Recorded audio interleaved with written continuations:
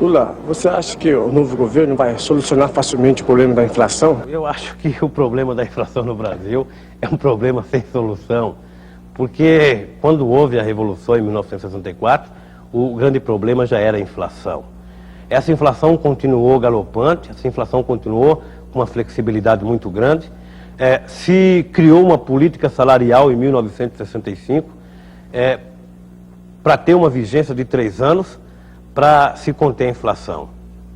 Essa política salarial, ela tem vigência até a data de hoje e a inflação não se conteve. É uma demonstração viva de que, me parece, que os governantes brasileiros, quando culpam os salários por inflação, culpam erradamente, porque quem causa inflação está mais do que provado de que não é salários. E se o novo governo vier com a mesma mentalidade de continuar contendo salários para conter a inflação, eu quero dizer ao ilustre companheiro de que nós iremos ter inflação galopante por muito tempo.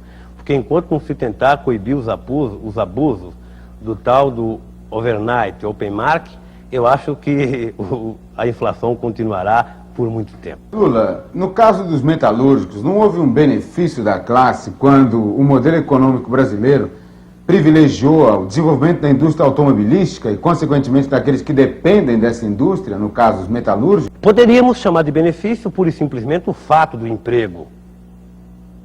Se assim, podemos chamar de benefício. Mas nós precisamos saber, talvez, até os malefícios que vieram depois disso. E aí eu gostaria que cada trabalhador que trabalha na indústria automobilística julgasse, sabe, que se, além do emprego que foi dado pela indústria automobilística, se não viesse ela, viriam outras indústrias, talvez viesse até a indústria de fazer eixo de carroça, mas viria uma indústria e o trabalhador iria trabalhar. Ou talvez fosse trabalhar no campo e, ao invés de produzir automóvel, ele produzisse alimento, que é o que realmente o mundo está carente. Mas nesse sentido, como é que você compara as condições de trabalho daquele que está no meio urbano e daquele que está no meio rural? Eu acho que a situação está ruim para os dois lados, e mais ruim ainda para o trabalhador do meio rural, exatamente por isso, porque se deu preferência a uma certa atividade, no nosso caso, ao setor automobilístico, esquecendo-se de uma vez por todas do meio rural.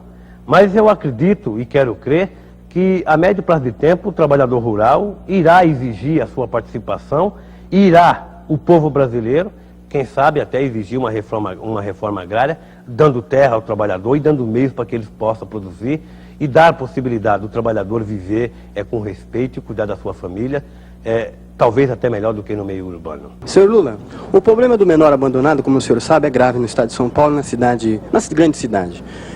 Na sua opinião, qual seria a medida exata para resolver esse problema? Primeiro, se dê ao trabalhador um salário digno.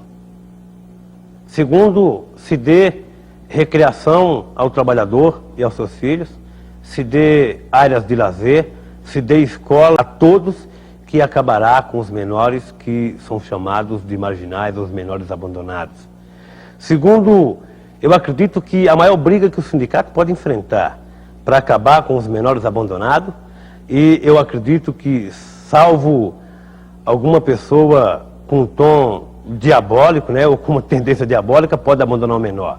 Mas os menores abandonados, por falta de condição da família de tratar desse menor, por falta de condição do pai ou da mãe dar uma vida normal a esse menor, será resolvida a partir do momento que o Estado assumir responsabilidade em dar possibilidade para que cada família possa criar os seus filhos.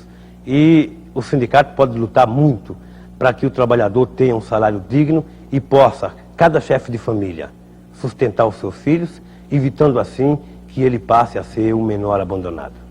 Qual a lei que falta para proteger o menor trabalhador? Eu acho que a lei que falta para proteger o menor trabalhador é a contratação coletiva do trabalho. Eu acho que numa contratação coletiva do trabalho, aonde o sindicato, representando os trabalhadores, após uma decisão da categoria, pudesse negociar as condições de trabalho, as condições salariais, não só para o menor, mas para todos os trabalhadores, indistintamente, de sexo, de cor, de idade. O sindicato poderia.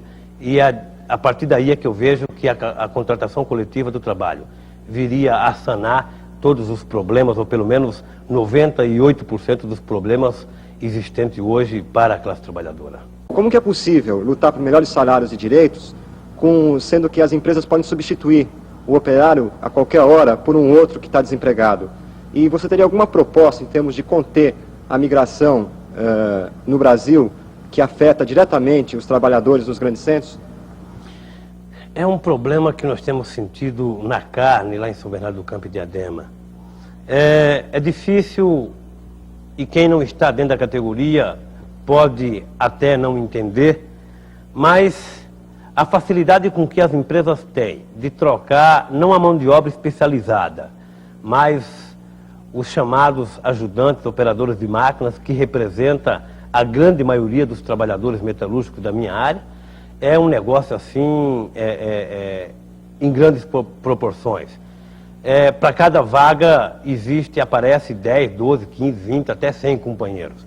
Eu acho que a solução do problema, primeiro, é que numa reforma agrária se dê ao trabalhador do campo aquilo que é do trabalhador do campo. Que é impossível a gente imaginar um senhor de terra, como existe hoje, tendo centenas e centenas de alqueires de terra lá cercados, sem nada a plantar, e ao seu lado existem centenas e centenas de trabalhadores querendo plantar um pedacinho de terra. Se distribua essa terra a esses trabalhadores, que eles deixarão de vir para São Paulo, de vir para os grandes centros urbanos para trabalhar, que é um verdadeiro engodo. O trabalhador aqui vive tão mal. E eu, que moro numa cidade que pode ser considerada a cidade mais industrializada do Brasil, nós estamos contando atualmente com praticamente 80 mil famílias que residem, 80 mil pessoas que residem em favelas. E isso são trabalhadores que ganham até uma faixa de 4 mil cruzeiros. E eles vêm para São Paulo pensando que São Paulo, que São Bernardo do Campo é as mil maravilhas. Então acho que a solução primeira, sabe, muita gente diz que é escola, muita gente diz que é não sei o que lá, que o governo alega que o trabalhador tem que se profissionalizar. Ora, o governo, ao mesmo tempo que alega que o trabalhador tem que se profissionalizar, não existe escola profissional.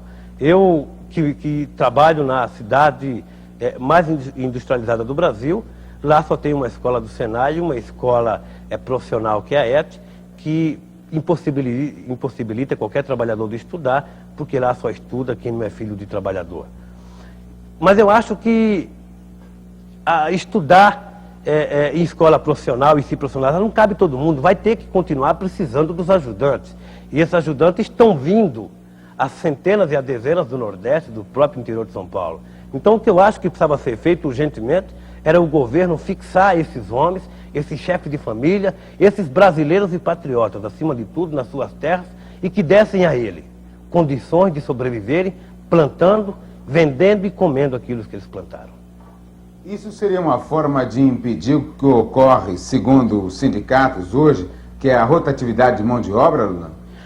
Exatamente, a rotatividade também é feita na mão de obra não qualificada. E as empresas trocam quantos trabalhadores querem, a hora que querem, sem ter que dar satisfação a ninguém. Ô Lula, por favor, até que ponto a política sindical encontra barreiras na segurança nacional? Eu gostaria que fosse perguntado aos dirigentes sindicais que já sofreram essas penalidades da segurança ou da legislação existente. Há um entrave